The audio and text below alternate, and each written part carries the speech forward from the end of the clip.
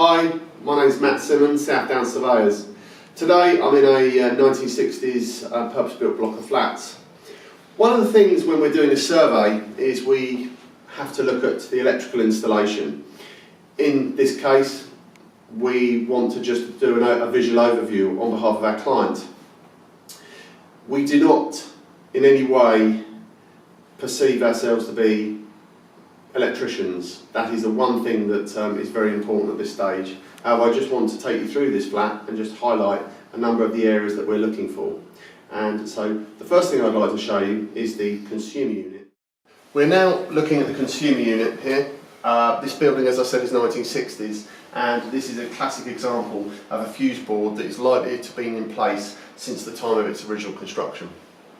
The chances are there are old Bakelite type fuses here. These aren't trip switches, and as a result, once the metal bar inside these Bakelite fuses goes, they will have to be replaced.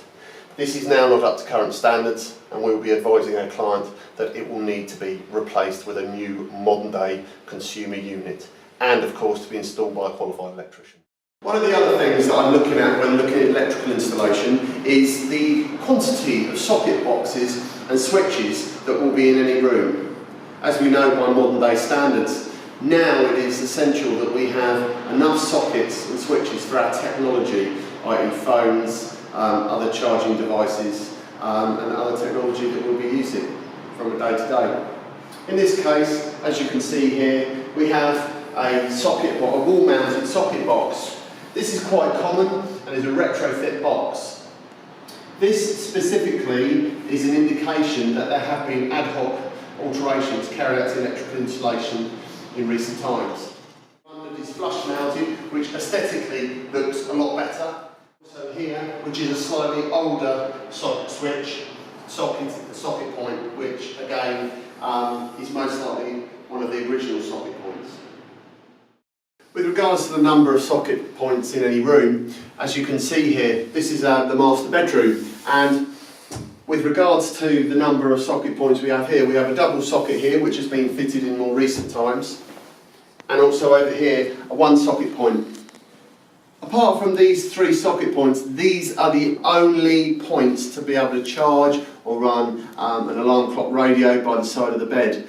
By modern day standards, that's not acceptable. We would expect to see maybe a double or a double socket either side of a potential double bed. So that is also something that it might not necessarily be a deal breaker for the purchase of the property, but what it is it means that it's an additional expense for our clients to possibly have to introduce socket points at a later date, which can become quite expensive. During the course of inspection, I always like to try and make sure that I get into every possible area during the course of my survey.